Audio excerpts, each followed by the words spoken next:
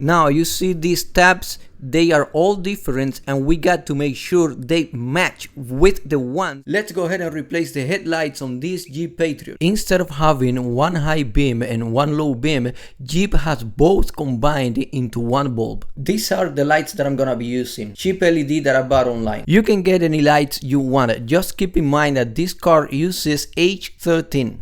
Enough talking, let's get to it. And this one right here is the light bulb with its connector. Now, in order to remove this light, we need to turn it counterclockwise. Pay attention to this red tab and the green one. Now that we got the light out, we need to disconnect it from the plug. This is tricky but simple. All we have to do is pull on the red tab and then press on the other tab that I'm marking on the video and pull the plug while holding the tab. See how simple it was? Don't sweat about it. Now we have to make some comparison with the old one and the new one. Make sure everything matches. Pay attention to the pins and the lines that the light bulb has. We want to make sure that everything matches and we have the correct one. Remember, this car uses the H13. Now let's reverse the whole process to begin with the installation of your new trusty cheap LED you bought online from a brand that is not even recognized. But as long as we are saving money, we are cool, right? Alright, enough of the trash talking. Now you see these tabs, they are all different and we got to make sure they match with the ones on the headlight assembly. If you're able to see the bigger tab and identify it on the light bulb and on the headlight assembly, you will be good to go because the rest of the tabs, they will perfectly match each other. As you just saw, turn clockwise and the installation, it's done. Congratulations, you just installed your headlights. Process is the same for both sides. Don't forget to like and subscribe for more similar content.